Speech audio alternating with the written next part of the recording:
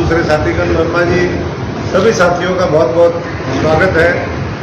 आज कुछ अहम मुद्दों को लेकर के आम आदमी पार्टी फरीदाबाद में आपके बीच में हम आए हैं और मैं अनुरोध करूंगा, सबसे पहले जहाँ सुशील जी का स्वागत है वहीं उनसे मैं अनुरोध करूंगा कि वो मीडिया के साथियों को संबोधित करें और एक बार हम संबोधित कर लेंगे, उसके बाद सवाल जवाब आप कर सकते हैं। प्रवेश जी और तमाम हमारे सीनियर लीडर भी हैं, मैं उनसे भी आग्रह करूंगा कि आदरणीय सुशील। धन्यवाद अशोक तंवर जी।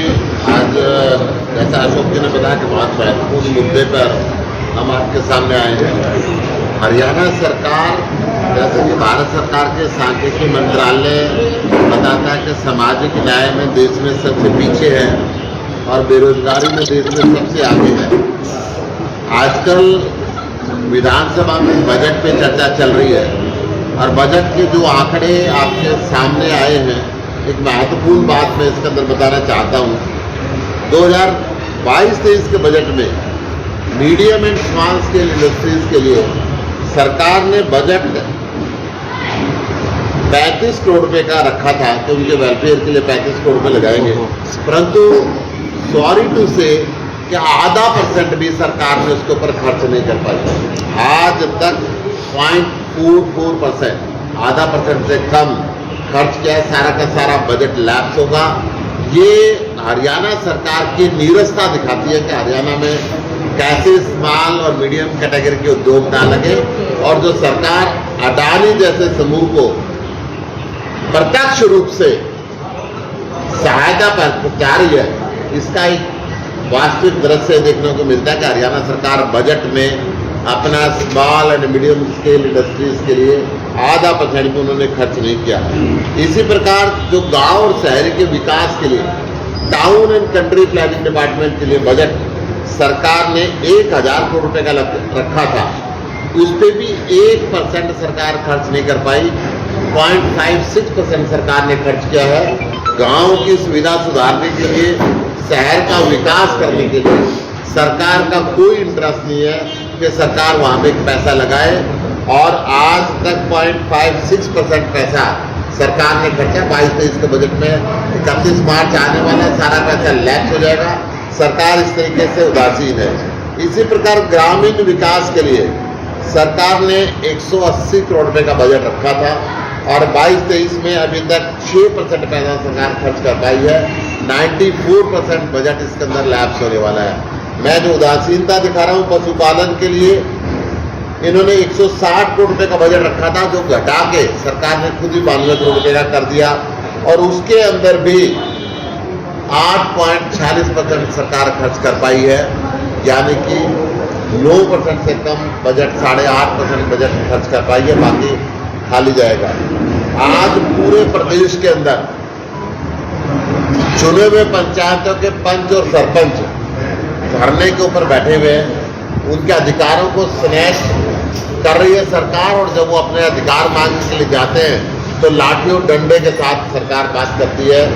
उन पंचों और सरपंचों की उस पंचायत में जो खर्च करना था 2420 करोड़ रुपए का खर्च करना था, सरकार केवल 15% खर्च पाई है। 85% वो लैप्स हो रहा है। पंचायत की तरफ, पशुपालन की तरफ, छोटे उद्योगों की तरफ कैसा सरकार का रवैया है ये आपके पास मैं बता रहा हूं। और यही बात किसानों पे है। कृषि के विकास के लिए सरकार ने जो बजट रखा था 35 करोड़ रुपए का रखा था और अभी तक 20% खर्च पाई है। 20% खर्च पाई है, 80% वो वापिस जा रहा है।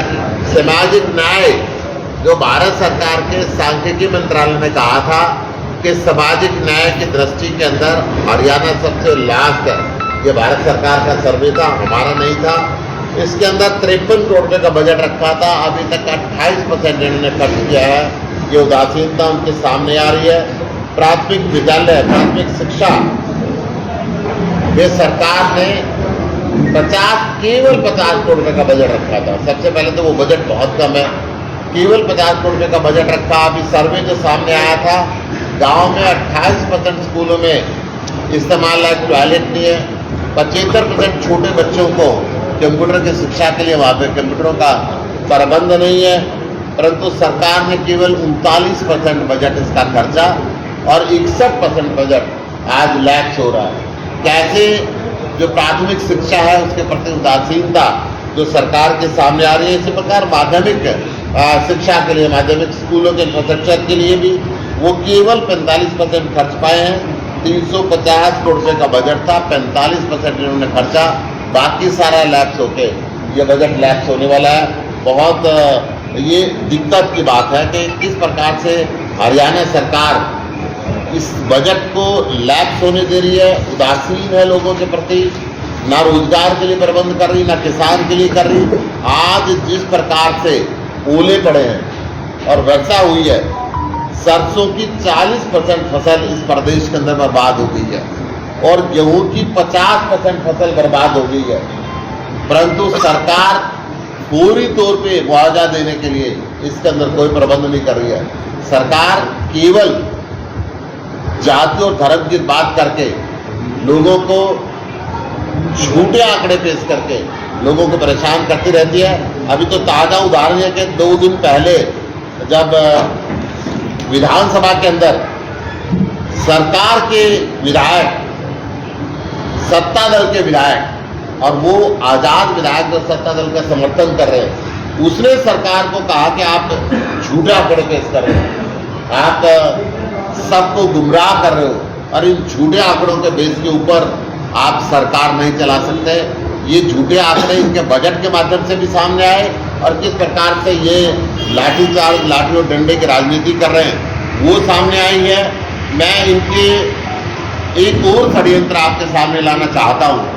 आज जो कोऑपरेटिव बैंक्स हैं, जो सहकारी बैंक हैं, जिनके माध्यम से किसानों को सबसे ज्यादा राहत मिलती थी, उन सरकारी बैंकों को सरकार बंद करने की साजिश रच रही है।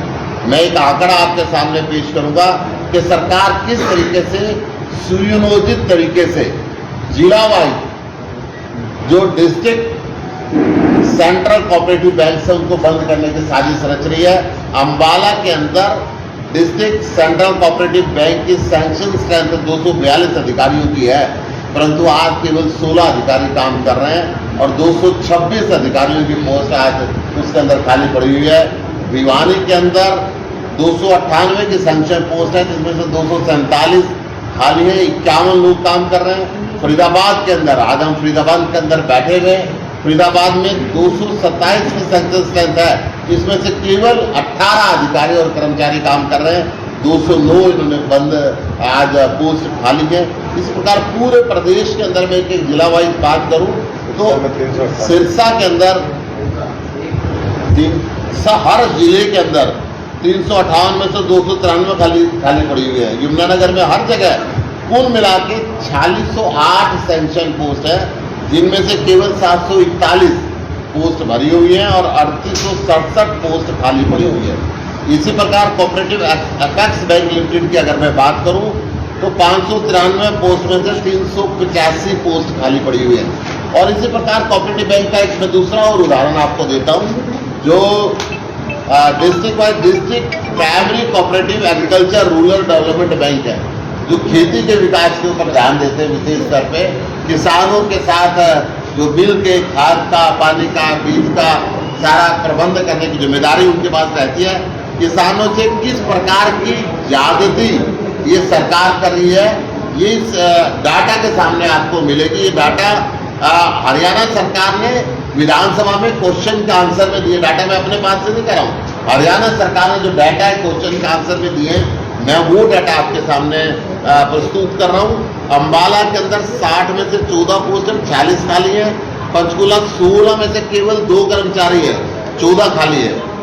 यमुनानगर के अंदर 81 में से 13 है, 68 खाली है। इसी प्रकार पूरे प्रदेश की अगर मैं बात करूँ, फरीदाबाद की अगर मैं बात करता हूँ, यहाँ पर हम बैठे हुए 119 की सैंक्शन पोस्ट है और उसमें से 28 भरी हुई, 91 खाली है। इसी प्रकार पूरे प्रदेश में 1799 सैंक्शन पोस्ट है, जिसमें से 1287 खाली है। ये किसानों के प्रति इतनी उदासीनता नजर आ रही है। और इसी प्रकार से मैं अलग अलग क्षेत्रों की मैं बात करूं तो सारे हरियाणा के अंदर सबसे ज्यादा बेरोजगारी है। अन्य बहुत सी बातें है, परंतु आज मैं ये बताना चाह रहा हूँ कि सरकार बजट के अंदर बजट ला के वाहवाही लेती है, परंतु कहीं 2% बजट का खर्च है, कहीं 5% खर्च है, और सरकार अपने क्षेत्र में काम नहीं कर रही है। किसानों के प्रति उदासीन है, किसानों के बैंकों के प्रति उदासीन है, किसानों को मुआवजा नहीं दे रहे। मैं आगे कार्रवाई के लिए अशोक तंवर से निवेदन करूंगा कि वो आगे चलें। धन्यवाद गुप्ता जी। जहाँ अभी सुशील गुप्ता जी ने बताया कि किस तरीके से किसानों के खिलाफ साजिश है, वहीं अभी जो हाल फिलहाल ओलावृष्टि और बारिश हुई है उसमें भी सरकार कह रही है कि पोर्टल पे चढ़ाओ, लेकिन पोर्टल पे तो क्या हाल है आपको पता ही, सब पोर्टल का डिजिटल इंडिया जो है वो पूरी तरीके से फेल है, देश में फेल है और हरियाणा में भी फेल है। और अगर वो चढ़ भी जाता है तो उसमें तमाम तरह की त्रुटि है। तो हम तो सरकार से ये मांग करते हैं आम आदमी पार्टी की तरफ से कि सरकार को वहाँ पर पटवारी, गिरदावर, ये तमाम जो दूसरे अधिकारी हैं, जिला प्रशासन है, उसको लगा करके, ना कि किसान के ऊपर। ये किसान तो अपनी फसल जो बेचारे की बची है उसको संभालेगा या पोर्टल पे जाएगा। तो इतनी जो तबाही हुई है, मंडियों में जो आवक थी वो भी खराब हुई है। सरसों की अभी तक खरीद तरीके से शुरू नहीं करी है इन्होंने। जहाँ थोड़ी बहुत शुरू हुई है वहाँ MSP जो सरकार कहती थी उससे 500 रुपये नीचे सरसों की फसल बिक रही है। तो ऐसे में किसानों के लिए स्पेशल सरकार को कुछ न कुछ प्रावधान करने चाहिए। साथ साथ फरीदाबाद का मामला है, आप आए दिन देखते भी भ्रष्टाचार पे भ्रष्टाचार, घोटाले पे घोटाले। अभी 200 करोड़ का निकल करके आया पूरा। अभी आम आदमी पार्टी आने वाले समय में इनकी चार्जशीट आपके सामने रखेगी, फरीदाबाद की जनता के सामने रखेगी कि किस तरीके से हजारों करोड़ों का घोटाला करके इस सरकार ने पिछले 8-9 वर्षों में इस फरीदाबाद को भी बर्बाद किया, यहाँ और पीछे की तरफ इसको लेकर के गए। और भविष्य में आम आदमी किस तरीके से इसको रोकेगी। अधिकारियों की जो बातें आई है, अभी पीछे आपने भी नोटिस भी किया है और अखबार के माध्यम से भी बातें निकल करके आई कि 5-5 करोड़ रुपए अधिकारियों से मांग रहे हैं कि भाई अगर आपको क्लीन चिट चाहिए तो 5-5 करोड़ रुपए दो और हम क्लीन चिट देंगे। तो इस तरीके का आलम ये है और पूरा शहर गंदगी के ढेर में तब्दील यहाँ पर आप भी देख ही रहे हैं। उसके खिलाफ भी पार्टी अपनी रणनीति भी तैयार कर रही है और हम एक पूरा रोड मैप लेकर के आएंगे। राशन कार्ड पीछे अभी हमारे साथी बैठे हैं इधर बल्लभगढ़ के वार्ड नंबर भाई देवराज जी, इनके हम पीछे एक सभा में गए थे। 5000 राशन कार्ड थे, 5000 में से 4500 राशन कार्ड काट दिए। सिर्फ 500 लोगों के पास राशन कार्ड बचे हैं। जो सरकार ये दावा करती थी कि हम 81 करोड़ लोगों को, 83 करोड़ लोगों को राशन दे रहे हैं, अब वो धीरे धीरे लाभार्थी कैसे कम करे जाए, वो साजिशन कुछ न कुछ नए नए प्लान, पॉलिसी, प्रोग्राम बना करके वो करने पे लगी हुई है।